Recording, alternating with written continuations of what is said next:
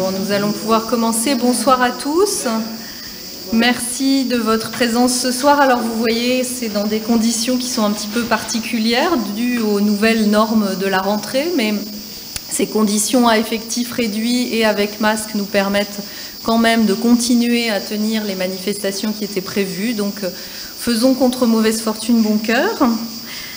C'est donc une petite présentation à l'occasion de la sortie du corpus des affranchissements delphiques qui est dédié à l'épigraphie. L'épigraphie à l'École française d'Athènes, comme vous le savez, c'est une longue histoire d'implication de nos chercheurs dans ce domaine, mais aussi c'est une longue histoire de collaboration franco-grecque qu'on peut saluer ce soir. La liste est longue d'ailleurs de tous ceux qu'il faudrait évoquer, y compris ceux qui sont malheureusement récemment disparus, et on peut évoquer la mémoire de Jean-Louis Ferrari qui n'était pas non plus étranger à nos travaux et à nos terres grecques dans ces domaines de l'épigraphie. Alors vous avez sur le stand que vous avez vu à l'entrée un petit aperçu des dernières publications de l'école, ces tout derniers mois qui viennent de sortir et qui sont consacrés au champ de l'épigraphie grecque. Comme vous le savez, l'école accueille plusieurs collections de publications épigraphiques. Certaines sont insérées dans les collections de publications des fouilles. C'est le cas par exemple de Thasos, avec la publication du premier volume du corpus des inscriptions de Thasos qui fait intégralement partie de la série des études thasiennes. C'est le cas aussi de l'abbé Farr qui publie régulièrement des travaux d'épigraphie. Et puis nous avons donc deux autres collections qui sont spécifiquement des collections de publications épigraphiques. Les études épigraphiques d'abord, qui regroupent, vous le savez, des recueils thématiques et des recueils géographiques. Nous sommes très heureux de pouvoir vous présenter ce soir le volume dû à Pierre Cabane, des inscriptions d'Illyrie, qui est publié avec le concours de la Fondation Botsaris. Et puis, bien sûr, le corpus des inscriptions de Delphes, le CID, qui depuis 1977 regroupe les documents par catégorie, documents issus des fouilles de Delphes.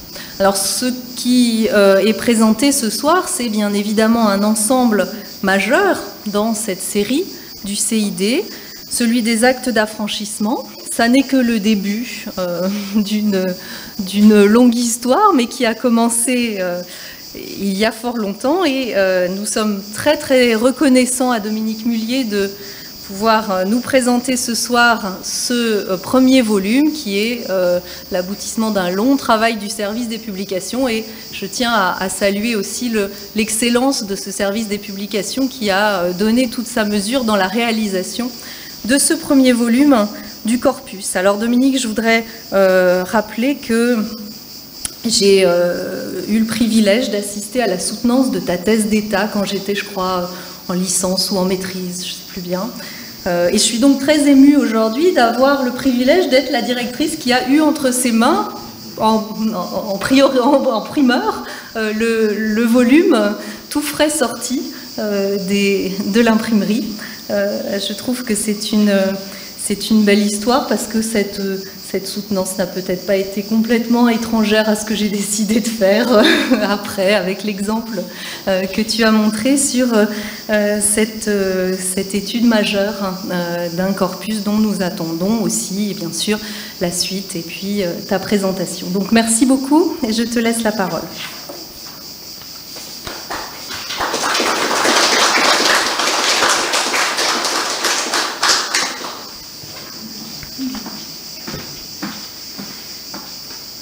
Bien. D'abord, je suis très heureux de faire une conférence devant une salle comble, comme on le disait. Et ce que je signalais aussi, c'est, vous m'en excuserez, c'est la première conférence de ma carrière que je donnerai sans porter de cravate. J'espère que vous m'en tiendrez par rigueur. C'était un plaisir pour moi, évidemment, de prendre la parole dans ces lieux pour vous présenter ce travail. Alors, Véronique a rappelé un cruel souvenir, j'allais dire, parce qu'on mesure le nombre d'années passées, mais en même temps, je me dis quelquefois que le travail présenté a bénéficié de la maturité, de l'expérience et de recherches plus approfondies. Donc je suis très reconnaissant à Véronique Champolsky de m'offrir l'occasion d'évoquer une nouvelle fois ce grand dossier qui m'est cher et auquel j'ai consacré beaucoup d'années. Je suis reconnaissant également, évidemment, Véronique en a parlé, envers le service des publications placé sous la houlette de M. Grandsan, qui m'a accompagné dans ce qui est la phase ultime de cette recherche, la publication elle-même, et que l'on me permette au moins d'un mot de remercier particulièrement Guillaume Fuchs, que j'ai fait beaucoup souffrir, à qui est revenue la lourde charge de mettre en page ce long travail et qui a été un collaborateur aussi efficace que diligent. Je voudrais dans cette présentation évidemment parler du premier volume, la façon dont je l'ai prévu, conçu. Ça me fait toujours un peu bizarre de dire que j'ai conçu cela, mais je voudrais aussi replacer, si vous le voulez bien, ce dossier dans son histoire, parce qu'il y a quelque chose à quoi je tiens beaucoup, c'est que nous sommes placés dans une tradition, nous sommes placés dans une lignée. Donc je commencerai par présenter, si vous voulez, un peu la façon dont s'est constitué ce dossier pour vous le présenter. Ça marche maintenant? Donc avant que ne commence l'exploration archéologique du sanctuaire d'Apollon, nombreux étaient ceux qui espéraient qu'on allait pouvoir lire les maximes des 7 sages, par exemple, dans la tradition littéraire, disait qu'elles avaient été gravées dans le temple d'Apollon. De même que l'on pouvait légitimement s'attendre à retrouver un certain nombre d'inscriptions oraculaires. Et Cyriaque d'Ancône, qui fut le premier à copier des inscriptions à Delphes, a trahi d'une certaine manière cette attente, puisqu'il a glissé 2 faux parmi les copies qu'il a relevées, et que ces faux étaient tout simplement des oracles qu'il avait recopiés d'Hérodote. Or, d'une certaine manière, il faut bien le dire, la grande fouille de Delphes a été, de ce point de vue, une déception pour un certain nombre de chercheurs. Il fallut se rendre à l'évidence, ce qui fut un temps le centre du monde, le plus grand sanctuaire oraculaire du monde grec, ne nous a livré que fort peu d'oracles. Ils tiennent sous les 2 doigts de la main et ce sont des pièces fragmentaires et très difficiles d'interprétation. De ce que nous savons de la vie religieuse, il faut surtout s'en tenir aux règlements administratifs, au paiement des taxes, au partage des victimes. Rien, en tout cas, sur ce qui nous permettrait, d'un point de vue épigraphique, d'avoir une approche du fonctionnement de l'oracle. Personne, en revanche, personne ne pouvait supposer que les murs de Delphes livreraient plusieurs centaines d'affranchissements, car il n'en était jamais question dans les sources littéraires. On ne prit conscience progressivement de l'ampleur du dossier qu'avec la mise au jour du mur polygonal. Et c'est Ernst Curtius et Ottfried Müller qui commencèrent, si je puis dire, à découvrir un certain nombre d'inscriptions en 1840, lorsqu'ils se livrèrent aux premières fouilles. Ils mirent au jour le grand mur polygonal sur une longueur d'une dizaine de mètres environ.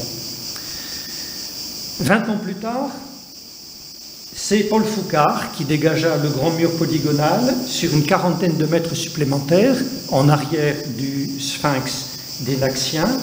En 1862, Karl Wecher mit à son tour au jour une partie du retour du grand mur polygonal. Et en 1880, alors vous avez là quelques pages de l'édition très importante de Karl Wecher et Paul Foucart. Et en 1880, donc, sur l'instigation de Paul Foucart, qui était devenu entre-temps directeur de l'école française d'Athènes, Bernard Roussoulier a dégagé, lui aussi, une longueur supplémentaire du mur polygonal en arrière du portique des Athéniens. Ce dont il faut bien se pénétrer, c'est qu'on n'a pas de vue d'ensemble à ce moment-là du mur polygonal, parce que les fouilles qui sont faites sont immédiatement rebouchées. On est entre les maisons du village. Et les reconstitutions que l'on peut avoir à ce moment-là du mur polygonal sont des reconstitutions qui sont faites uniquement sur le papier. Au total, donc, quand commence la grande fouille, on connaît à peu près 650 affranchissements qui sont gravés sur le mur polygonal. La grande fouille qui commence en 1892 et qui s'achève en 1902 permet de constater que le grand mur polygonal n'avait pas été le seul support de ces textes. Il fallait bien se rendre à l'évidence.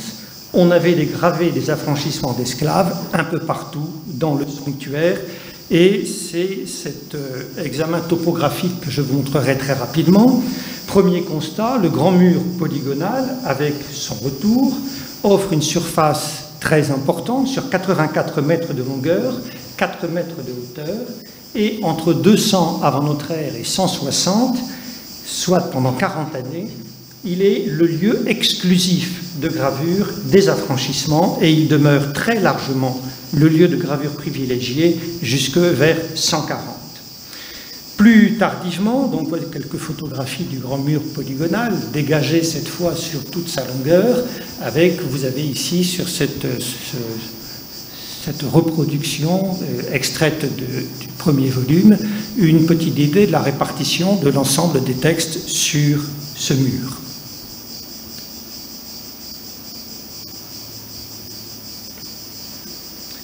Plus tardivement, on va abandonner cette ordonnance et la gravure va adopter d'autres supports. Par exemple, le mur polygonal qui protège la terrasse à l'est du trésor des Athéniens, ainsi que la bordure de cippe qui forme clôture. Puis on va graver également, alors voilà le mur polygonal qui protège la terrasse, on va graver également sur les murs de Parodoï du théâtre, en commençant par le mur de Parodos Est, puis en attaquant ensuite le mur de Parodos Ouest. Un peu plus tard encore, on va entamer un processus qui avait été simplement ébauché en gravant sur les murs des trésors, au premier rang sur le trésor de Cnide, mais aussi sur les trésors d'Athènes, de Cyrène, de Siphnos, ainsi que sur le trésor éolique anonyme. Et on notera d'ailleurs qu'on a gravé les affranchissements que sur des trésors de marbre. Le trésor de Thèbes, entièrement en calcaire, n'a pas été utilisé, probablement en l'occurrence parce que les Thébains ont veillé jalousement à ne faire graver que des textes relatifs à leur propre cité. À partir du 1er siècle de notre ère, ce sont les piliers hellénistiques qui commencent à être utilisés. Je vous montre ici quelques photographies, et notamment l'élévation du pilier des Rhodiens, des 4 faces du pilier des Rhodiens. Donc on utilise les piliers des Rhodiens, piliers de Prusias, de Polémile, mais piliers aussi des souverains attalides, et on utilise aussi de plus en plus souvent des bases isolées.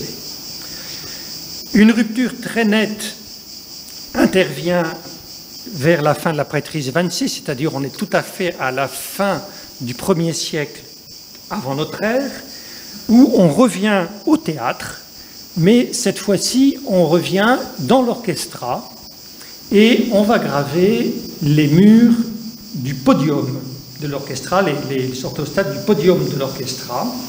Puis, à partir de la prêtrise 30, donc vers 40 de notre ère à peu près, on grave sur les colonnes de marbre bleu qui sont attribuées au théâtre de façon certaine et dont on imagine qu'elles faisaient partie du bâtiment de scène. Donc vous voyez qu'on en a gravé un peu partout.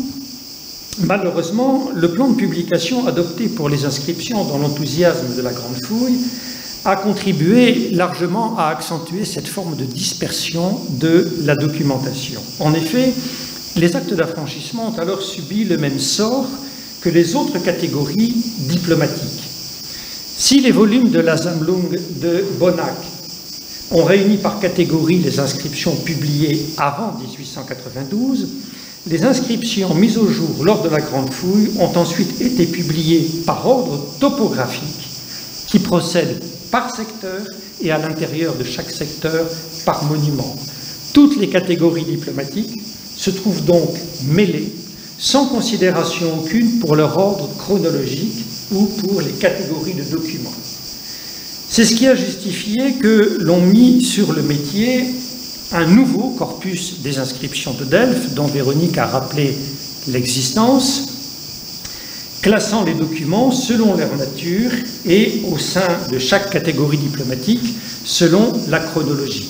Le premier fascicule était consacré aux lois sacrées et règlements religieux par le regretté Georges Rougemont, le second aux comptes de construction du temple, le troisième aux hymnes à Apollon, Le 4e, dû à François Lefebvre, était consacré aux documents amphictyoniques. Et le dernier volume, en cours, c'est celui qui m'a occupé, le CID 5. Je suis très content d'avoir le chiffre 5 dans la série, finalement. Le CID 5 est consacré aux actes d'affranchissement.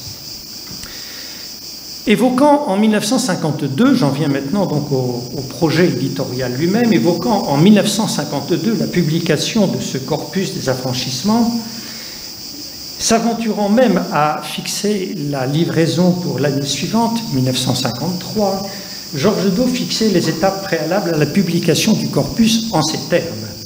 Une fois dénombrés et établis, aussi scrupuleusement que possible, les textes doivent être classés par ordre chronologique. 3 étapes donc, dénombrement, établissement, classement. Le premier objectif consista à circonscrire le périmètre du corpus à venir. Le principe de publication, arrêté au moment de la Grande Fouille, a eu pour premier effet qu'on a longtemps ignoré le nombre exact des textes. Hopkins, par exemple, parle d'un total de 974 textes. Je ne sais pas où il est parvenu à ce total. Claude Vial et Anne-Marie Vériac parlent de quelques 500 actes d'affranchissement gravés à Delphes. Ailleurs encore, on trouve le chiffre d'1 millier d'actes d'affranchissement. En réalité, le corpus réunit maintenant, dans la forme qui commence à prendre jour, le corpus réunit des inscriptions jusque-là dispersées en 3 grands ensembles. Il y a d'abord Bonac, Sammlung der griechischen Dialektschriften, qui réunit environ 650 documents, et cette fois des documents qui sont diplomatiquement réunis, qui forment une collection d'affranchissement. Les fouilles de Delphes en complète dispersion, 565 documents. Le BCH a publié environ 140 documents. Alors ne faites pas un total avec ce que je vais vous donner ensuite, parce que certains documents, évidemment, se retrouvent d'une catégorie à l'autre. Et à cela, ajouté environ 78 documents inédits dans mes travaux à Delphes. À ces 3 ensembles, donc à ces 3 ensembles plus les inédits, qu'a seul autorisé évidemment un examen, et là je le dis, c'est une façon d'excuser un peu le temps que j'ai mis, mais j'ai eu entre les mains les fragments, tous les fragments conservés dans les réserves du musée de Delphes, et c'est comme ça qu'on peut découvrir des fragments inédits ou des raccords qui n'avaient pas été encore aperçus. Donc, au total, le corpus, si on lui donne des indications chiffrées, le corpus comprendra au total 1341 numéros. Je précise tout de suite que les 78 derniers numéros, oui, je dis bien, les 68 derniers numéros, pardon, constituent un appendice. Ce sont vraiment des fragments, des tout petits fragments, qui permettent de dire ce sont des affranchissements, mais qui ne permettent pas de les rattacher chronologiquement ou de les rattacher dans un commentaire quelconque. Si on trouve un pédoto, ben on est content, on a un fragment d'affranchissement, mais ça ne nous apprend pas grand-chose. Je les ai sortis évidemment du corpus lui-même. Donc 1341 documents au total. Ces textes sont répartis chronologiquement sur 3 siècles.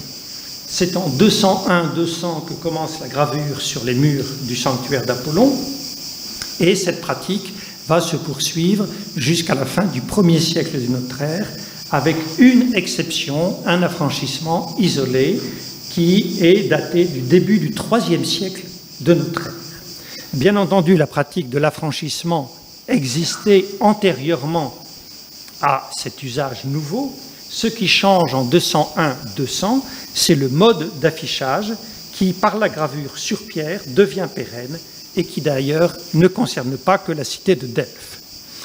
Enfin, cette documentation mentionne à des titres divers près de 5000 personnes libres pour un total d'environ 1500 noms différents. Et si certains individus ne sont connus que par une seule mention, pour d'autres, la documentation permet de retracer leur carrière sur plusieurs décennies parfois, de rétablir les liens familiaux, le réseau des relations, voire le profil politique. Quant aux esclaves affranchis, il y en a environ 1400 qui sont affranchis durant les 3 siècles que dure la procédure, et cela représente environ, d'un point de vue onomastique, 800 noms différents. Par leur nombre donc, par les indications qu'ils contiennent, les affranchissements constituent la série la mieux représentée du sanctuaire pithique. De façon plus générale, je ne crois pas non plus que le monde grec offre d'autres exemples d'ensemble aussi cohérents, aussi homogènes et aussi importants numériquement. C'était le premier point du programme de Georges Do, dénombrer. Ensuite, l'établissement, je n'insisterai pas sur cette étape, même si elle a été naturellement très longue, la plus longue, puisque l'ensemble des inscriptions a fait l'objet d'une autopsie, à l'exception de quelques pierres qui ont disparu depuis les premières lectures. Quant au troisième point du programme de Georges Do, le classement, dans le cadre d'un corpus thématique, le classement chronologique s'imposait, évidemment, et prenait pour cadre la chronologie delphique de Georges Do, publiée en 1943. Néanmoins, et le dénombrement et l'établissement des textes a permis de modifier parfois sensiblement ce cadre sur plusieurs points, et il fallait en tenir compte. Ce travail effectué, comment bâtir un projet éditorial à partir de tout cela? Le projet éditorial a été défini de telle sorte qu'il fournisse différentes portes d'accès aux chercheurs, à charge pour lui de choisir celle qui lui convient le mieux en fonction de ses propres travaux et de ses propres intérêts. La première porte d'accès, évidemment, c'est le corpus lui-même, qui comprendra donc 2 volumes pour les textes. Le premier, qui justifie la présente réunion, comporte les 722 premiers numéros qui correspondent, dans le classement chronologique de Delphes, aux prêtrises 1 à 9, soit environ les 3 premiers quarts du IIe siècle avant notre ère. Le second volume, alors la photographie quand même de la couverture de ce premier volume, le second volume comprendra les prêtrises 10 à 35 et courra donc du numéro 723 au numéro 1341. Alors, si vous ôtez des 1341 numéros les 78 textes dont je vous ai parlé qui constituent un appendice fragmentaire, vous remarquez tout de suite que la partition du corpus entre ces 2 volumes rend sensible une donnée importante du dossier. Les textes sont moins nombreux dans le second volume, mais ils occupent une fourchette chronologique beaucoup plus importante. Autrement dit, les 722 premiers numéros du premier volume couvrent approximativement 75 années, tandis que les 552 numéros du second volume couvrent près de 225 années. À ce constat, il y a plusieurs explications. L'une des explications est d'ordre matériel. Au second siècle avant notre ère, les affranchissements ont été gravés sur des monuments moins vulnérables au temps que les autres, le grand mur polygonal surtout, mais aussi, à partir des prêtrises 8 et 9, le mur polygonal protégeant la terrasse du trésor des Athéniens, les murs de Parodole du théâtre. Pour les 40 premières années que dure la procédure, on peut considérer que tous les affranchissements nous sont conservés, ou peu s'en faut. À partir du 1er siècle avant notre ère, on commence à utiliser les piliers, les bases, et de façon générale des supports dispersés, pour lesquels, par conséquent, le pourcentage de perte est beaucoup plus élevé. Je vous remets sous les yeux les photographies du pilier des Rhodiens, où vous voyez tous les troncs, tout ce qui nous manque en réalité. Il y avait beaucoup d'affranchissements gravés sur ce pilier comme sur les piliers attalides, mais vous voyez que le pourcentage de perte est infiniment élevé à côté de ce que l'on peut observer sur le grand mur polygonal. Mais cette explication ne saurait évidemment rendre compte des différences considérables que l'on constate d'une période à l'autre. De fait, cette diminution de la documentation ne concerne pas seulement les affranchissements, elle concerne toute la documentation delphique à partir du 1er siècle avant notre ère. Si l'affranchissement par vente connaît à Delphes un rapide développement dans la première moitié du IIe siècle avant notre ère, on constate très rapidement une diminution dans le rythme des affranchissements dès la seconde moitié du second siècle avant notre ère, et cette diminution ira s'accentuant. Je vous donne quelques chiffres. Au 1er siècle avant notre ère, les affranchissements représentent un quart de ce qu'ils étaient au siècle précédent. Au 1er siècle de notre ère, les affranchissements ne représentent plus que 1/10 de ce qu'ils représentaient au 2e siècle avant notre ère. Autre exemple, tout aussi parlant. Durant les 13 années de la prêtrise 4, qui va donc de 170 à 158, on compte plus d'affranchissements que pour la totalité du 1er siècle de notre ère.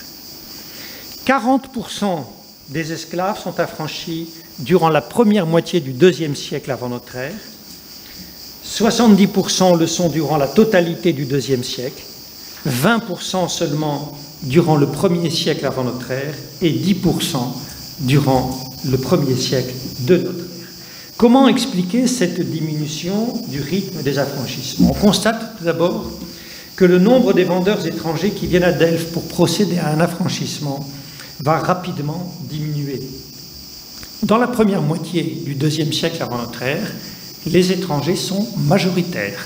Ils représentent 55% des vendeurs. Ils ne sont déjà plus que 22% dans le 3e quart du 2e siècle, 16% dans la première moitié du 1er siècle avant notre ère, et au cours du 1er siècle de notre ère, on n'a plus que 5 ou 6 affranchissements où interviennent des étrangers. C'est que dès la seconde moitié du 2e siècle avant notre ère, le sanctuaire pythique perd de son éclat, perd de son rayonnement, et la sanction que l'on venait encore chercher au début du 2e siècle a perdu progressivement de son prestige. En même temps, comme l'écrivait Georges Dau, la Grèce centrale végète, divisée en une multitude de compartiments étroits qui s'ignorent de plus en plus. Certes, il y a moins d'étrangers qui prennent le chemin de Delphes pour procéder à un affranchissement, mais les Delphiens eux-mêmes sont de moins en moins nombreux à recourir à cette procédure. Parallèlement, la proportion des esclaves étrangers par rapport aux esclaves oikogeneis nés à la maison, les esclaves étrangers donc diminuent. Les clauses deviennent de plus en plus strictes et plus rudes pour les affranchis, avec le recours forcé aux croix naturelles pour maintenir une force de travail. C'est que l'expansion romaine vers la Grèce et l'Orient a déstabilisé les économies, modifié le sens des échanges et a surtout profité à l'approvisionnement des marchés occidentaux. Delphes vit de plus en plus repliée sur elle-même et n'a plus guère accès aux grands marchés extérieurs. Les textes sont donc moins nombreux dans le second volume, mais j'ai le regret de dire pour M. Grancian qu'il sera aussi épais parce que le traitement de chacun d'eux y est souvent aussi plus développé. Cela tient en premier lieu à la nature des supports désormais utilisés. La plupart des textes publiés dans le premier volume sont gravés sur des supports en œuvre, donc la description va rapidement. Mais quand on en arrive à devoir, dans les lemmes, expliquer l'agencement, la disposition, le raccord des fragments, les lemmes deviennent naturellement plus développés. Par ailleurs, cette dispersion rend l'établissement des textes plus complexe, donc la paracritique est lui aussi plus développé. Enfin, nous sommes dans une période où les textes deviennent aussi plus longs, plus bavards, plus procéduriers, plus pointilleux. Le formulaire évolue et appelle davantage de commentaires. Dans chacun de ces deux volumes de textes, donc, les prêtrises fournissent l'ossature du classement. Je n'y reviens pas. Il y a des prêtrises à Delphes qui sont formées de 2 prêtres nommés à vie. Donc c'est ce qui permet de classer d'abord par prêtrise, puis à l'intérieur des prêtrises par archontat. Bon, c'est un point qui demande beaucoup de travail, qui est très austère, et je ne vais pas m'étendre sur ce deuxième point, sur ce point du classement, sinon pour dire évidemment que ici ou là, dans l'établissement du corpus, je devrais revenir sur des points de chronologique. Chaque prêtrise, puisque les textes sont classés par prêtrise, est donc précédée d'une introduction qui dresse le bilan des progrès enregistrés depuis la publication de la chronologie delphique de Georges Dau, paru en 1943.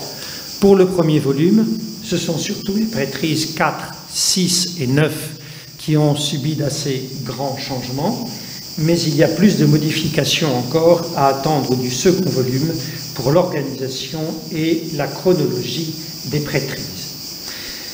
La publication des textes eux-mêmes n'appellera pas à grands commentaires. Je vais très vite, puis je parle à un public qui connaît ces choses.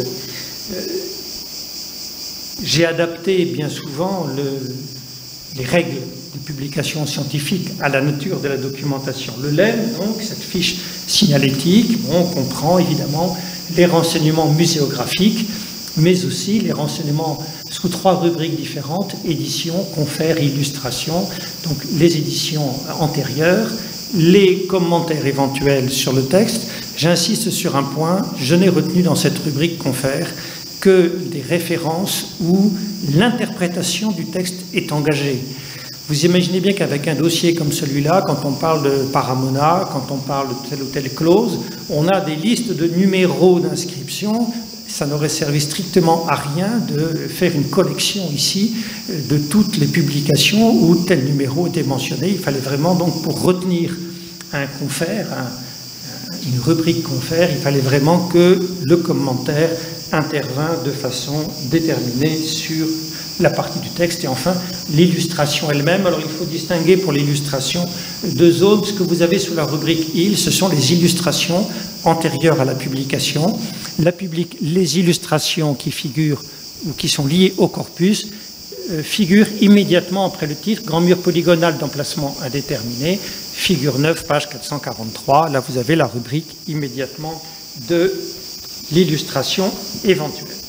Pour le texte, c'est là que j'ai beaucoup fait souffrir Guillaume Fuchs. J'avais une exigence, c'est que le pavé typographique respecta la disposition du texte sur la pierre, ce qui était extrêmement important, notamment pour toutes les inscriptions du mur polygonal, où très souvent l'inscription en début de ligne ou en fin de ligne épouse la courbure des blocs. Alors c'est important pour le calcul évidemment des restitutions, des lacunes possibles. Et donc tout ce travail est un travail évidemment très fin qu'il a fallu mener pour que ce pavé typographique soit... Oui, le texte que vous avez là-haut, par exemple, c'est le texte numéro 537 qui se trouve réparti sur 2 blocs, mais qui épouse véritablement les lignes de blocs, et il fallait que cela apparaisse d'entrée de jeu pour le lecteur. La paracritique, évidemment, rappelle comme il se doit tous les changements apportés au texte depuis la première publication. Il attire aussi l'attention sur les particularités orthographiques ou syntaxiques.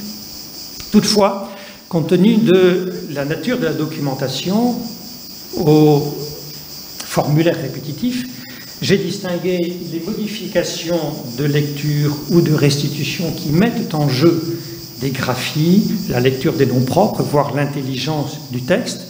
Pour ces modifications-là, j'ai évidemment fait un apparat critique complet.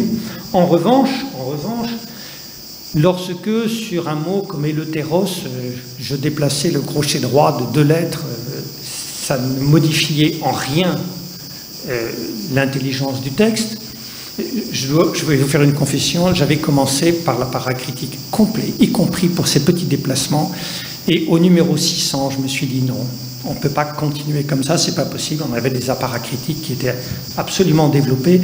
Donc là, je m'en suis tenu à une petite mention qui apparaît à la fin de l'apparat critique, variation de lecture, et je dis voilà, dans l'édition de Bonnac, j'ai déplacé quelques crochets aux lignes 1, 2, 3 et 5, ça ne change strictement rien au texte, mais sachez que les crochets ont été déplacés. La traduction, j'ai donné une traduction, évidemment je n'ai pas donné une traduction de tous les textes. La traduction n'est pas systématique, en raison même du caractère répétitif du formulaire. J'ai adopté d'une part la possibilité de traduire des textes qui vont servir de référence, d'exemple, parce qu'ils ont un formulaire particulièrement bien stabilisé, ou au contraire, j'ai traduit des textes dans lesquels les clauses sont particulières. Les clauses présentent des particularités qui les distinguent des autres. Dans ce cas-là, donc, j'ai donné une traduction in extenso du document. Parfois, je me suis autorisé à ne traduire qu'un extrait du texte, une clause qui faisait difficulté ou une clause qui présentait un aspect intéressant et qu'il me paraissait particulièrement intéressant de signaler au lecteur. Le commentaire, enfin, replace le texte dans une série, en souligne l'originalité, donne les éclairages nécessaires, étant entendu que le corpus n'est pas le lieu de la grande synthèse qui viendra ultérieurement. J'ai parfois donné un commentaire développé à tel ou tel texte parce que, à mon avis, il le justifiait, mais généralement, les notices sont relativement courtes. Pour l'illustration, deux ensembles ont été distingués. L'illustration graphique, qui sert en particulier à repérer la disposition des textes sur tel ou tel monument. Cette documentation graphique accompagne la version papier sous format de planche. Les dimensions de plusieurs relevés, le mur polygonal, les murs de parodeuil, pour le second volume, les piliers hellénistiques, ne les rendent de toute façon pas aisément consultables sur écran. Quant à l'illustration photographique, elle sera traitée, bon, je passe rapidement sur le relevé du mur de Parodos Est. L'illustration photographique sera traitée comme nous avions traité avec Anne Jacquemin et Georges Rougemont le choix d'inscription de Delphes. Un moteur de recherche permettra, à partir du numéro d'inscription, d'avoir accès à une ou plusieurs photographies de l'inscription. L'avantage de ce dispositif étant de permettre de donner accès à une illustration plus abondante. Et plus de 500 clichés ont été numérisés pour accompagner le premier volume.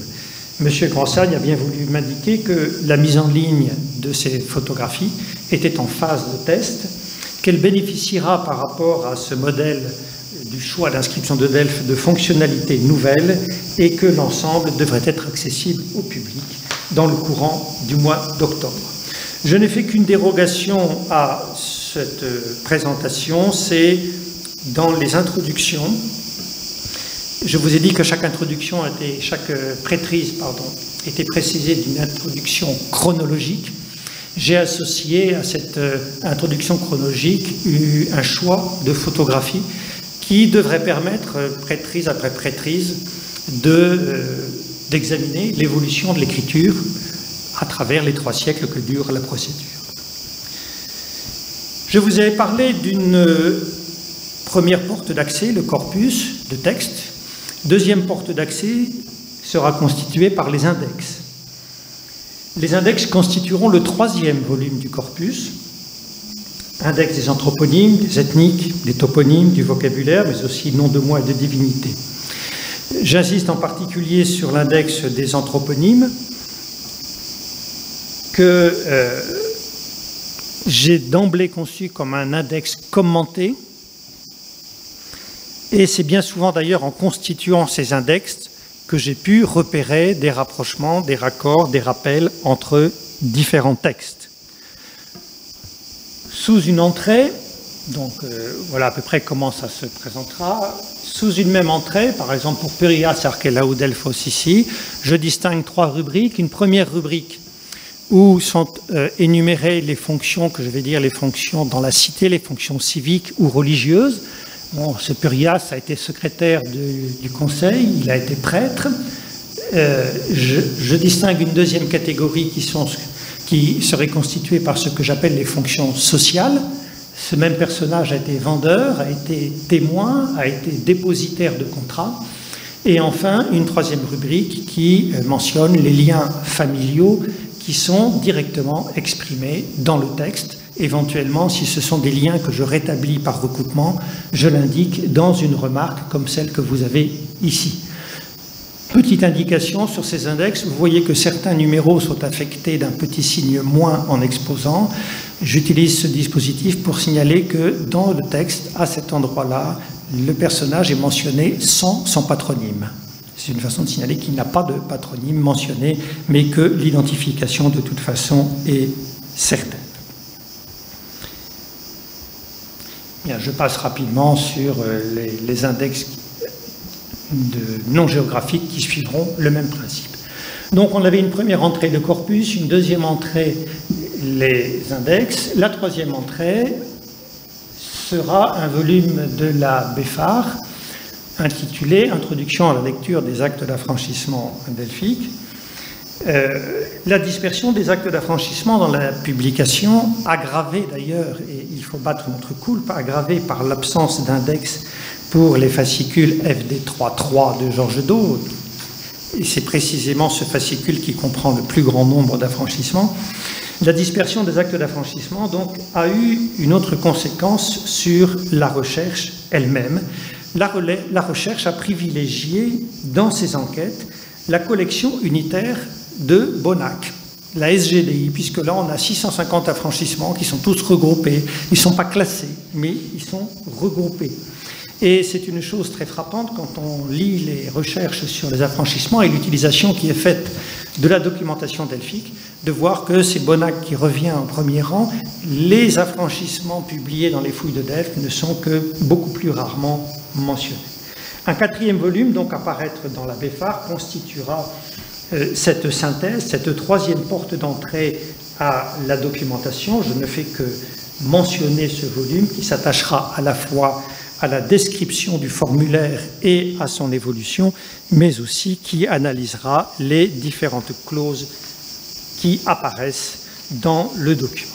Est-ce que j'ai encore quelques minutes pour...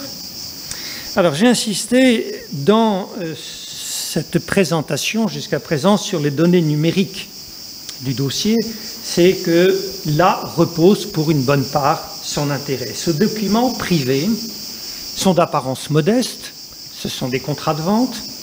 Dans la pratique, ils n'engageaient que le destin d'un individu et perdaient toute signification avec sa mort. Ce qui fait pour nous aujourd'hui leur intérêt, c'est leur nombre même, parce que c'est là un beau paradoxe de la documentation delphique.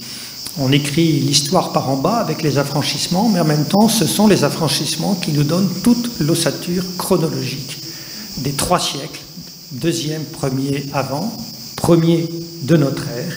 C'est sur les affranchissements que se fonde l'essentiel de la chronologie de Delphes, et pas seulement de Delphes, mais aussi de la Grèce centrale, puisque au IIe siècle, nous avons un très grand nombre d'équivalences de magistrats et de calendriers. Ensuite, il y a les milliers de personnes qui interviennent et que l'on connaît, que l'on trouve mentionnées, qui sont originaires de Delphes ou des cités voisines de Delphes. On voit les relations qui se tissent entre elles, les multiples clauses de contrat qui unissent le maître et son ancien esclave et qui offrent pour écrire l'histoire socio-économique d'une cité grecque des possibilités qui ne se rencontrent nulle part ailleurs. Comme l'écrivait Georges Do, nous voici donc introduits dans la connaissance familière de la communauté delphique. Je me permettrai, pour ne pas prendre trop de temps, sachant que je m'adresse à un public érudit, de ne pas reprendre, je l'avais prévu, mais je ne reprendrai pas la présentation d'un acte d'affranchissement. Je crois que tout le monde sait qu'un acte d'affranchissement à Delphes se présente sous la forme d'un contrat de vente qui se passe, petite parenthèse, un contrat de vente qui n'est pas fictif. On trouve encore trop souvent affranchissement par vente fictive. La vente n'est pas fictive, c'est une vente qui est juridiquement réelle. Donc c'est un acte de vente passé entre le maître, propriétaire de l'esclave, et le dieu Apollon. C'est ce qu'on appelle une praxis ep eletheria, c'est-à-dire une vente sous condition de liberté. Le dieu achète l'esclave, ou plus exactement, l'esclave confie au dieu le soin de l'acheter. Le dieu achète l'esclave, mais il le laisse libre. On peut dire en gros que le dieu est propriétaire juridiquement de l'esclave. D'ailleurs, on a à plusieurs reprises la formule « tout eu esto ». Il sera propriété du dieu, et l'esclave a en quelque sorte l'usufruit de sa liberté. Donc, je ne reviens pas sur... j'avais prévu d'y revenir, mais je préfère terminer sur un point qui ressort un peu de l'examen récent des textes et qui va vous montrer dans quelle mesure on peut parfois pénétrer dans ce que Georges Do a appelé la connaissance de la communauté delphique. Et je voudrais utiliser ici quelques exemples choisis pour montrer ce n'est qu'un cas parmi les nombreux autres que l'on pourrait étudier, pour montrer comment les affranchissements nous offrent à plusieurs reprises l'image d'une société où les structures sociales sont complètement poreuses, entre les hommes libres d'une part, les hommes et les femmes libres, et les esclaves et les affranchis d'autre part. Alors je vais passer quelques diapositives pour ne pas...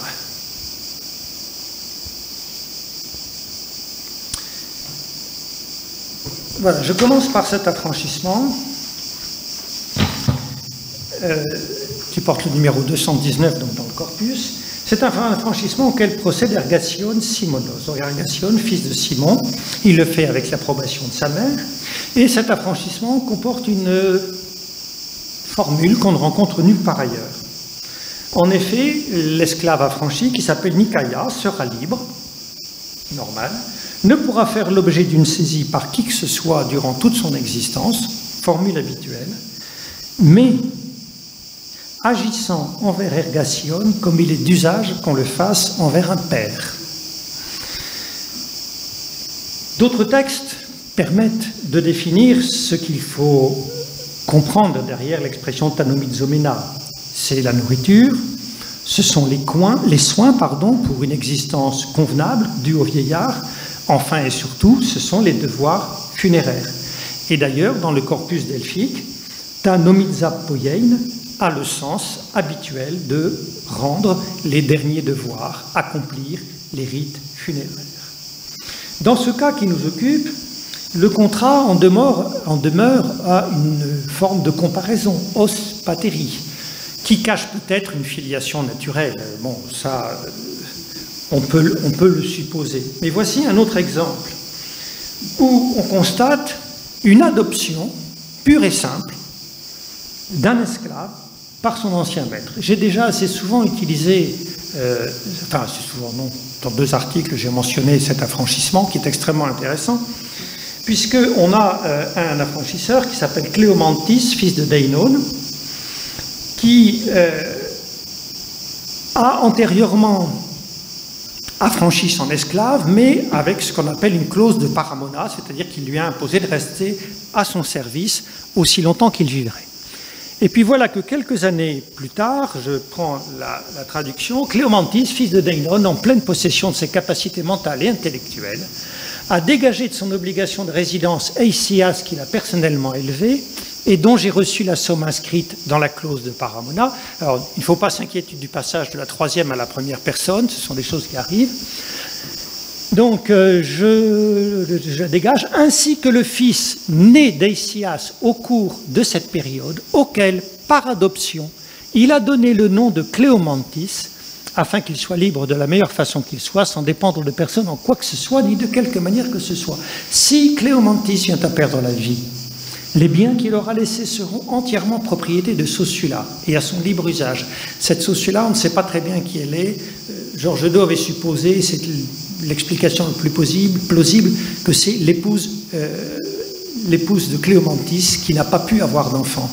Donc, les biens de Cléomantis reviennent à Sosula, à son libre usage, et s'il arrive quelque chose à Sosula, bon, il arrivera nécessairement quelque chose à Sosula à un moment, ils seront entièrement propriété d'Eisias et de Cléomantis, le fils adoptif, et ne reviendront en personne d'autre de quelque manière que ce soit. Eisias accomplira toutes les cérémonies attachées à sa sépulture selon l'usage commun aux hommes.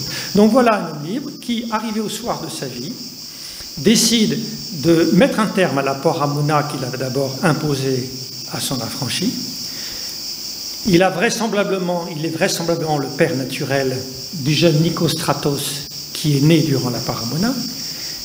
Il l'adopte et, par métonomasie, il lui donne son propre nom et à la mère de Sosula, il en fait ses légataires universels. On a longtemps d'abord dit que l'adoption d'un affranchi par un libre était impossible. On a là un exemple qui montre que c'est totalement possible. J'avais retrouvé... Alors oui, j'insiste un peu sur un point quand même, là, je l'ai mis rapidement. Cette expression « tadephronon kainon », qui est en tête de l'affranchissement, ne se rencontre que 2 fois dans l'ensemble du corpus. Elle s'explique par le caractère très particulier de cette clause, évidemment. Il s'agit pour Cléomantis de montrer qu'il n'a pas été trompé, abusé par cet affranchi. Et cette formule, c'est une formule qu'on retrouve évidemment dans les testaments. C'est une formule normale pour ouvrir le testament, ce qui fait que l'affranchissement, ici, prend une valeur testamentaire, bien évidemment. On a retrouvé un autre affranchissement, c'était lors de la fouille de la villa sud-est par Vincent Desroches et Petridis, de la main d'Eiranion, fils de Mélandros, né fils de Sosicrates, conformément à la mission d'achat de Sumphéroussa que j'ai confiée au dieu avec Critolaos pour garant. Donc là, il y a déjà eu un affranchissement avec clause de paramona. Je dégage Sumphéroussa que j'ai élevé de son obligation de résidence, de sorte qu'elle ne dépende de personne en quoi que ce soit, ni de quelque manière que ce soit, mais qu'elle soit ma fille. Donc là encore, on a un cas d'adoption. Évidemment, comme l'avait indiqué déjà Joseph Mélèze, il ne s'agit pas d'une adoption de iure, mais dans la pratique, tout se passe comme si. Allons un cran plus loin avec cet affranchissement numéro 653 qui avait été repéré parce qu'il comprend une clause quand même assez singulière. Si Aristion vient à perdre la vie sans qu'il n'ait eu d'enfant de Diocléa. Or, Diocléa, c'est l'esclave affranchi, d'origine égyptienne. Donc on dit, si Aristion vient à perdre la vie sans qu'il n'ait eu un enfant de Diocléa, avant qu'il ne lui arrive quelque chose, Diocléa sera sa légataire universelle, et Diocléa accomplira tout attaché à sa sépulture, à moins que il n'y ait un enfant né ou à naître. Là encore, vous voyez que dans ce contrat de forme juridique, Aristion n'hésite pas à afficher qu'il vit quasiment en concubinage avec son affranchi et qu'il se pourrait qu'il y ait un enfant qui naisse de leur union. La disposition est ici entourée de garanties exceptionnelles avec une amende dissuasive pour qui réduirait Diocléa en esclavage, puisque l'amende est fixée à 10 fois le montant de la transaction, alors que d'ordinaire, cette amende est fixée à 1,5 fois le montant de la transaction. En l'occurrence, ce vendeur Aristion est connu, c'est là aussi l'intérêt de mettre tous ces textes en chaîne, il est connu par d'autres affranchissements et je peux établir qu'à la date du contrat, il est devenu veuf, qu'il n'a pas eu de descendance légitime, que manifestement il n'attend plus, il n'espère plus avoir de descendance légitime et qu'il a donc pris ses dispositions à la fois pour s'assurer les rites funéraires et pour assurer la transmission de ses biens. On aurait un exemple similaire dans l'affranchissement numéro 1143 où on lit ce texte, si Nicône vient à perdre la vie, Roupa sera libre et ne dépendra de personne en quoi que ce soit, ni de quelque manière que ce soit, et les enfants nés de Roupa et de Nicône, au cours de la parmona, hériteront des biens de Nicône. Donc là encore, on affiche dans ce contrat à forme juridique l'union du maître et de son affranchi. C'est la même situation que je reconnais également dans l'affranchissement numéro 1072. L'affranchissement est conclu, cet affranchissement est intéressant, il est conclu à l'initiative donc de Aristonikos, fils d'Aristonikos. La clause de paramona comprend une disposition originale. C'est la clause qui est à partir de Eidetig edoito anthropinon peri Aristonikon. S'il arrive quelque chose à Aristonikon, le premier, c'est-à-dire s'il prédécède, et que Ménoussan reste seul, la paramona restera valide. Eiandra la boy, en revanche, si elle prend mari, estosan nes kai euphrosiona et le les deux esclaves affranchis seront libres. Curieuse clause, Aristonikos et Antigona. Alors vous voyez bien que ils sont mentionnés tous deux, Aristonikos et Antigona, les deux co-vendeurs, vivent en couple. Ils bénéficient l'un et l'autre en même temps de la paramona, de cette obligation de service. Ils vivent en couple, mais c'est une expression que j'emploie à dessein parce que je crois qu'ils ne sont pas mariés. En effet, Antigona, la co-vendeuse, est mentionnée sans patronyme. Le nom qu'elle porte n'est absolument pas attesté à Delphes parmi les femmes libres, alors qu'il est bien attesté dans le milieu servile. Je crois donc qu'Antigona est une affranchie et que c'est un homme libre et une affranchie qui procèdent à l'affranchissement, et c'est parce que c'est une affranchie, précisément, que l'on a une clause de ce type, à savoir que si Antigona ne se remarie pas, elle peut garder le bénéfice de la paramona.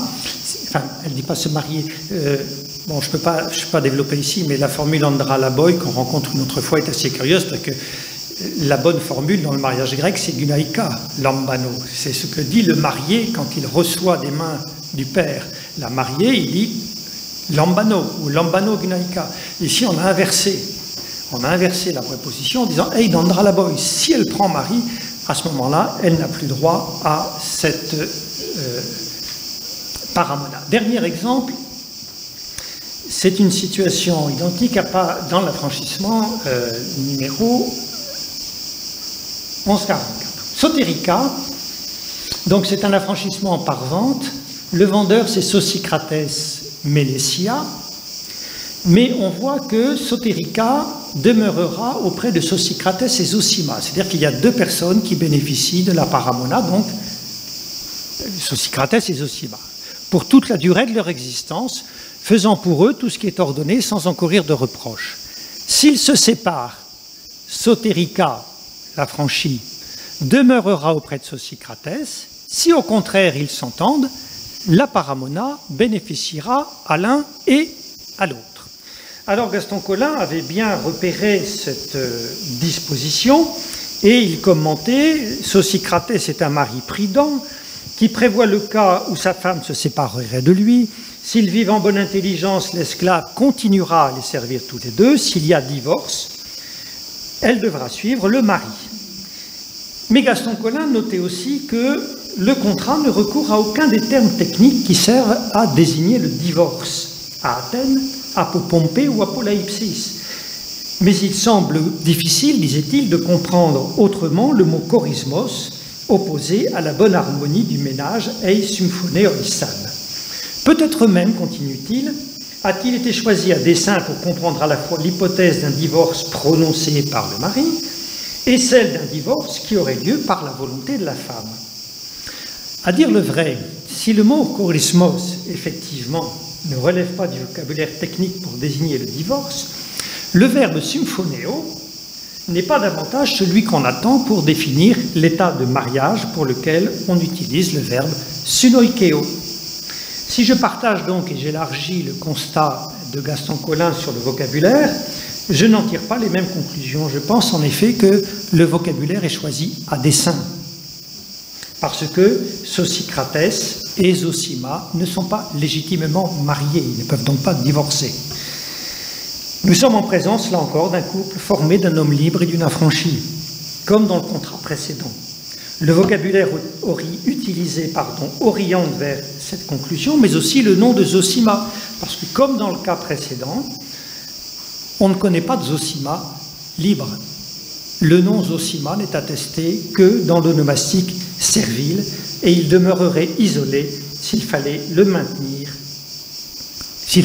Zosima comme étant une femme libre par le présent affranchissement. Alors, pour importantes que soient ces dispositions dont on doit se demander quelle portée juridique elles pouvaient avoir, elles conservent un caractère d'exception et ne remettent pas en question l'esclavage lui-même. De ce point de vue, on va en rester à la définition de Moses Finlay qui a insisté sur la distinction radicale entre le traitement plus ou moins humain d'individus esclaves par des individus maîtres et par l'inhumanité de l'esclavage en tant qu'institution. En la matière, il y a les lois que se donne une communauté politique, les normes que se fixe une société et les usages qui naissent de la vie au quotidien.